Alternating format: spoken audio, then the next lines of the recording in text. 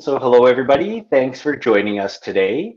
Welcome to the League of Extraordinary Marketers for Sports Marketers. My name is Jason Semenik, and I'm a Senior Marketing Strategy Lead here at Tegrita. And I've got a focus on sports and entertainment industries and on content development. So we've been doing this quarterly meeting for a while now, and as you know, our goal has always been to spur conversation and sharing of what works in the sports world. So please don't hesitate to use the Click Meeting chat function if you've got questions that you'd like to ask.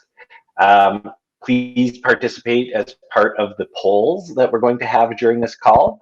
If you'd like to actually speak to the group, you'll need to make sure that you allow your browser to access your microphone so that we can hear you. We had some issues with that last time, but you can always use the chat function down below. So today I've got Jesse and Jessica on my team and John from Rover joining me.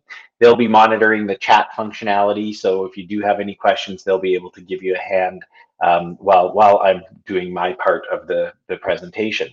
We're going to be talking about tips to protect email deliverability. And so let's first of all go through a little bit about what deliverability is. So it's about landing your email in the inbox. So you know that you can build an email and send it out from your marketing automation platform. And it used to be that it was a bit of a black box. You sent it out into the world, you let it free, and you weren't sure if it was actually hitting people's inbox. Well, now there are tools that are available that help you know if your emails are being blocked or sent to spam or have other technical issues that are preventing it from getting to the inbox. And so we've got a few different levels of things that can affect that. But really, deliverability is really quite influenced by two big areas. One is the technical setup of your email marketing platform, and then your sending practices. So what you actually send out as part of your emails. And so those two things really have the biggest influence on your deliverability. And as you know, good deliverability is quite crucial to email marketing success. If you're not hitting the inbox, you're wasting all of that time and effort and budget only reaching a portion of your list or of your target audience. And so, this is something that should be at the base of your marketing automation platforms. It should be one of your critical factors during setup and implementation of your platforms. And it really makes it all worthwhile. If you've got poor deliverability, your open and click rates will be much depressed, and you're going to get frustrated with the fact that you're spending a lot of time and not reaching everybody you want to. One of the top things that we actually take a look at when we're doing a deliverability research for a client is sender score. And sender score is a measurement that is done by return path. And so there's this URL here, senderscore.org, where you can sign up for a free account and put in your IP address, and it will pull up a score for you. It'll show you your specific scores and send volumes over a specific time frame. Sometimes that's a 30-day time frame. Sometimes it's a 6-month time frame. Then we've got the scores are rated for you. So 0 to 70 score is a poor thing, and you really known as you really need to get that fixed. It's an urgent thing. In that 70 to 80 score, you're at risk of falling into the poor. Once you're on that downward spiral, it's a hard thing to stop it from falling. And so you need to take action quickly. In general, most people, if you're a good email sender and you're following all of the rules, you're going to be in that 80 plus range. So 80 to 90 we consider to be okay. 90 plus is really what you're aiming for. And what you'll see ups and downs in your score over time. So when you send out a large volume of emails, you're going to see your sender score drop momentarily. But a sign of a healthy sender score is that it immediately pops back up to a good score of 90 or in that 80 range again. And so that's a good indication to you that your IP address is healthy and that you're not on many blacklists or spam lists. And so you're in a good shape to continue sending out your emails. So at a high level, that's what a deliverability is. I'm being told, thanks Jesse for letting me know, I didn't realize this, but SenderScore is no longer a free tool. This is something that I wasn't aware of because I've got an account. But it is definitely something that's worthwhile. If you're at all concerned about deliverability, this is something that's a very important tool to have as part of your toolbox. So with that being said, I'm going to pop over to a little a poll that I'd like to run here. So I'm just curious of the people who are attending this call here, has your team experienced deliverability issues? And I've got it broken down into yes, I think so, I don't think so, no, and then the bottom one is that deliverability is not on our radar, or I don't know if we're tracking deliverability. So if everybody could please take a moment and vote in the poll, that would be great. Okay, so good. So thanks everybody. I appreciate you taking the moment to vote here. So it looks like we've got some people who have had some issues. I'm going to go back into the presentation and take a look at what we can do about that. And so later on, I'd like to get some people to talk to us a little bit about some of the issues that they've had. But before we get to that, let's take a look at kind of my top 4 areas that we want to look at when we're considering deliverability. And so we'll start with the one that we've hit upon most during our sports and entertainment user groups, and that is really about communication. Regular engaging communication is probably the best thing that you could do to protect your deliverability. If you're an infrequent emailer, you're never going to reach a very good deliverability status. The ISPs that you're sending to like to monitor and receive regular communications from you in order to get, in order to consider you a safe sender. So the goal of this, of course, is to increase engagement. And so believe it or not, ISPs are monitoring the engagement levels of the emails that they are accepting. And so they're looking at how many times an email is opened or clicked. They're also looking for any deletions or unsubscribes or spam complaints. And so we really want to reduce those browser-based unsubscribes. You know how in Google there's a one-click unsubscribe button as part of Google. Those in particular are quite damaging to your deliverability because those are going directly to Google or to the ISP as an indication that the email that people are receiving are not valuable. You also want to eliminate those spam complaints, which are also quite damaging. Anytime somebody reports you as a spam complaint, it has an effect on your deliverability almost immediately. And if you get enough of those in a specific time frame, you will automatically be added to specific blocks and programs that are common throughout the industry to prevent your email from getting to those ISPs. And once you're on those blacklists, it's really hard to get off. You really need to put some effort into regaining the trust of those ISPs. And so the best way to get around this is to have regular communications. Make sure that you're sending out emails to your list and hitting everybody on your list at a regular cadence with content that they want to receive that encourages them to open and click and engage with your brand. Speaking of brand, we definitely want to make sure that your branding, that the experience of your user is consistent every time they receive an email. So we're not just talking about, you know, the look and feel here. We're talking about things like the subject lines are consistent, the salutation that you use, the tone of voice that you're using for your content, so the way that you communicate with your users, the frequency, the from and reply to information. All of that stuff really leads to a trust in your brand and almost an expectation that the content that people are receiving from your brand is both valuable and desired. And so keeping those things consistent is very important for that end user experience. We all know how jarring it can be if we suddenly get an email that doesn't quite look right. We've all got our suspicious hats on, and we're looking for those phishing emails. And so if anything is off, if you're using a different color scheme, or the logo isn't quite as sharp as it should be, or the voice that you're using, or there's spelling errors within your emails, all of those things cause people to lose trust in the email that they're receiving. In those cases, those people are less likely to click a link in those emails because they're worried about phishing scams.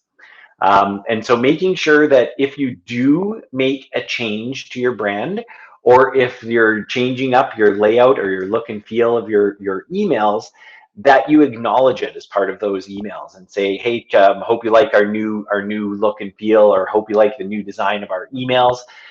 Acknowledge it. Or if you're going to make a switch, make sure it's a wholesale switch and you don't switch back and forth between several different looks and feels. And so keeping it consistent. If you make a switch, keep with that switch. Don't keep on changing it up every time you send an email.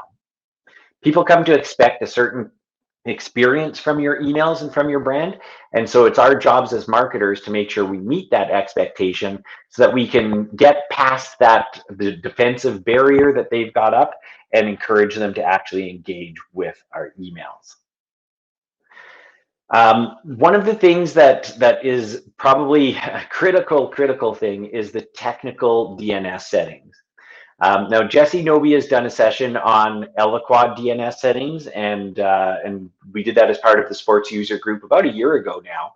And so if you wanted to navigate over to activate.tegrita.com/sports and then sports-entertainment, you can find Jesse's specifics on Eloqua and how to set up the DNS settings for Eloqua.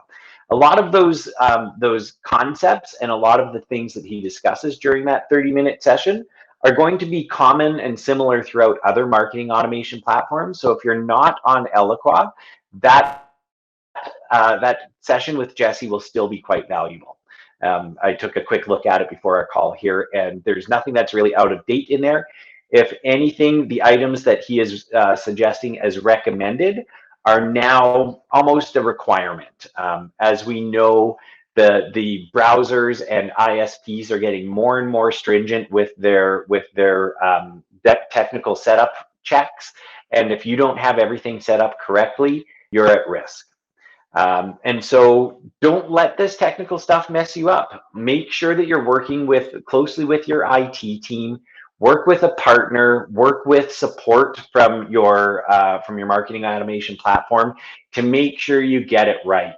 If you make a mistake, it takes some time to get back to just base level. And so we're talking about things here like MX records, SPFs, A records, and C names. These are all things that your DNS team in your IT department will be able to set up for you. And from my experience with working with several different marketing automation platforms, each of those platforms has a slightly different way of doing it. But in general, they will supply you with the exact details of what you need to do, or the instructions that you need to pass along to your IT team to implement all of those DNS settings. In addition to that, there are some email specific things that you will want to make sure that you implement as part of your setup. So DKIM and DMARC are two ways of authenticating that the person sending the email is actually who they say they are. And so it's a way to confirm and provide assurance to ISPs that if this says that it's coming from Tegrita, that Tegrita is really sending this email. You'll also want to take a look, being that we are in a B2C industry, a lot of the email addresses that we're going to be sending to are going to be Gmail or Outlook. And so you will definitely want to get involved with Google Postmaster tools for Gmail so that you can see the delivery of your email messages. And it gives you some great advice in terms of send volumes. And as you know, certain ISPs have limits in terms of the number of emails that you can send to their systems at any given time. And so that could lead to you wanting to throttle the number of emails that you're sending out in a given hour so that you don't exceed those thresholds and raise any flags over at those recipients. There is this other protocol called SNDS/JMR for Outlook. And then there are other, for each of the different ISPs out there, there are different rules. So for example, Roadrunner or Comcast and other big ISPs all have different rules. And so you'll want to spend some time both taking a look at your database and determining how many people you've got on each of those different platforms, and then adjusting your send and throttling to make sure that you don't exceed those best practices. And then also doing some research with each of the different ISPs, with maybe your top 5 or 10 ISPs, to make sure that you're doing everything that they require you to do in order to hit that inbox. Because quite often what will happen is when you send out those emails, you won't necessarily always get a soft or a hard bounce back if it's not reaching the inbox. Some people, some ISPs will just shunt your email into a delete folder, a spam box, never to be seen again, and you'll have no idea that it didn't actually reach the inbox. And so you could carry on marketing happily and think that everything is great, but what's really happening is that a portion of your recipients are never even seeing those emails. Even if they go into their spam folders or their trash folders, those emails will not be there. And so make sure that we've got the technical side of this set up right from the start, and that will set you off on the right foot.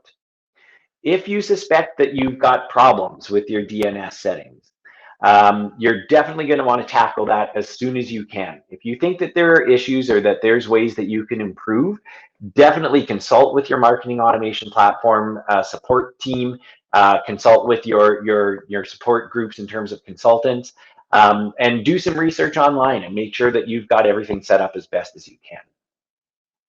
So I'm just going to pause there before we get into the best practices, open up the floor to the attendees. Does anybody have any comments or some feedback or some ideas, or they're sharing their experiences even with deliverability and challenges that you may have faced in the past? I can chime in. This is Clark from Oracle Eloqua. I know we've had a lot of teams. Yeah, we've had a lot of teams have some issues with the local ISP email addresses. You know, like Sonic and little things like that, where you get a free email address with your internet connection. And that's been a problem across a lot of different areas, a lot of teams. I mean, in different regions, it's been a common issue. I think it's just because it's a smaller ISP. Right. Have you seen that too? Yeah, and so those smaller ISPs, what they tend to do is they don't have as robust of an IT department to really fine tune their filters. And so two things tend to happen. They get set to the most secure settings, which means that they are very restrictive in terms of the number of emails they'll accept and how they respond to spam complaints and authorized senders and things like that. And at the same time, those smaller ISPs are going to subscribe to blacklists. And those blacklist vendors are going to be, they're going to get a lot of false negatives, I guess, out of those larger blacklists that are out there. So people might be flagged as a spam sender on one of these blacklists and don't know how to get themselves off of that. And so when these small ISPs subscribe to those lists, they're blocked whether it's a legitimate concern or not. And so, yeah, those are definitely something to work with. And Clark, what has been your recommendation in dealing with those? Is it just getting in touch with those little ISPs and trying to get whitelisted? What have you been whitelisting? You know, I don't know. I know we mentioned that to a couple of the teams, but I don't know if they ended up reaching out and getting whitelisted and how that worked out. But we've got a deliverability team at Oracle as well. So if you open up any Eloqua clients open up a service request with our tech support and let them know it's a deliverability issue. And then we've got a special deliverability team that can take a look. That's great advice. You know, Yeah, it's I don't know if it's used as much. People get caught up with different things, things get pushed to the back burner. But I know it helps a lot once they can take a look at it. They can fix the technical aspect, any technical issues pretty quickly. Then we've got a lot of other best practices, just like what you'd mentioned, to kind of follow. Perfect. Yeah, thanks for that, Clark. Yeah, If anybody else has yeah, any absolutely. feedback on those smaller ISPs and being blocked, please chime in. Let us know what your thoughts and your experience is. And in the meantime, I'll continue on to the best practices. And this is really where you get to take it to the next level. So you've set up your marketing automation platform. You've got your branding in place. You're sending out regular communications. That's kind of table stakes now. That's the minimum expectation. We can now take it even better. We can make it even better. And so one of the top things that I see being missed by clients that we start working on deliverability with is list maintenance.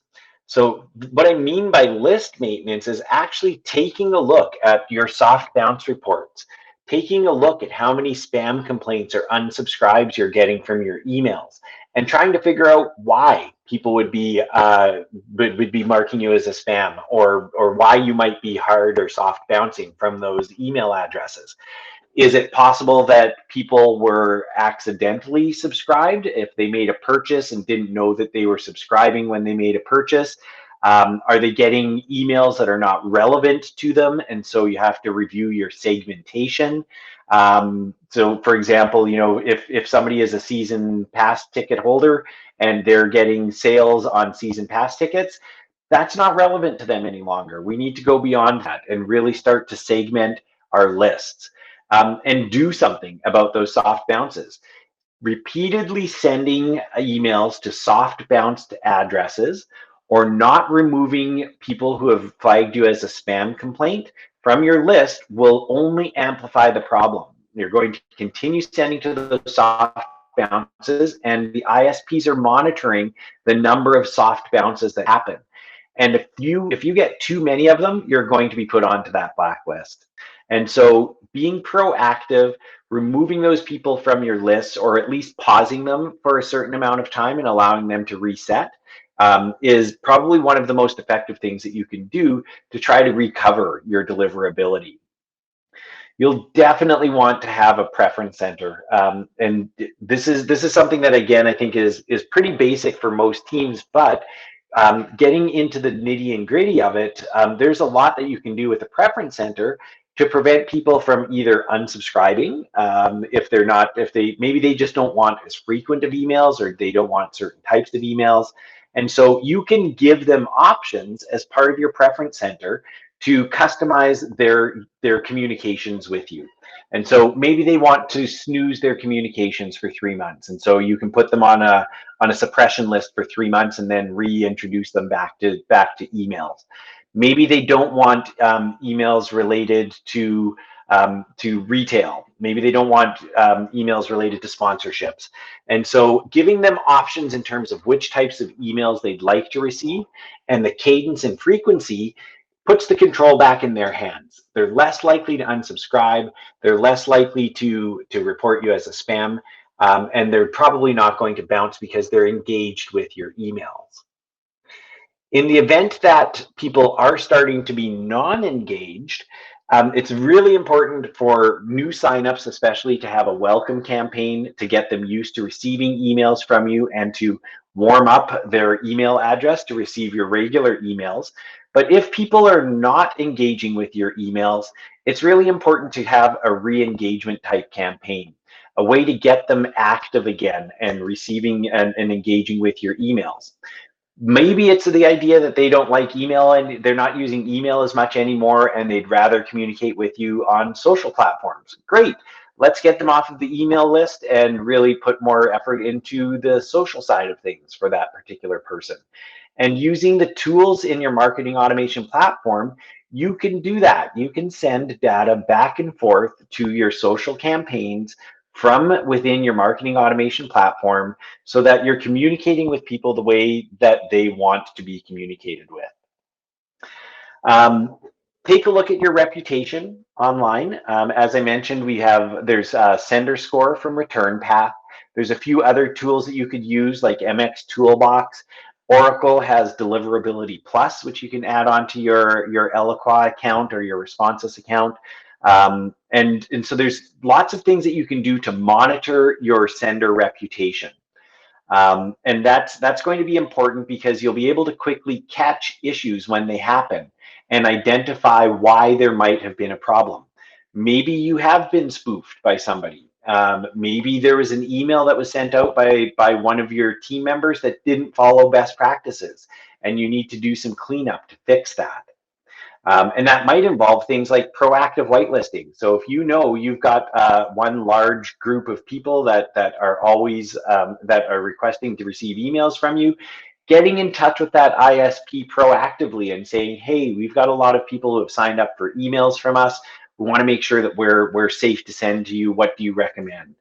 And if you can't get that, then consider throttling your emails so that you can limit the send per hour. And you can do it by breaking it out into specific domains that you're sending to and limit the number sent to each of those domains per hour. So your email may not arrive all at one time to your recipients, but they will get to the inbox. And so those are a few ideas that we've got. One other best practice, the one thing that is pretty much standard now is secure, SSL.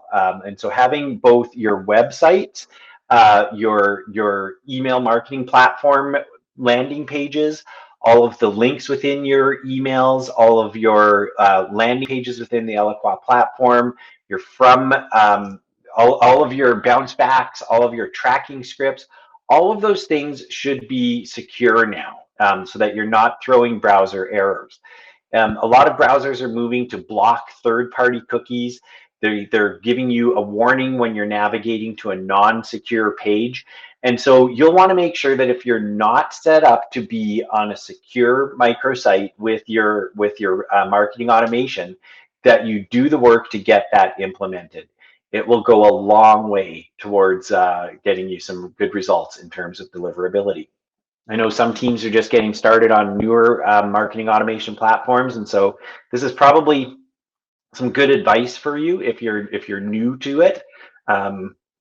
And so feel free to reach out afterwards if you want to send us an email or use the chat functionality to get some questions over to us, and we can chat back to you and get information back to you.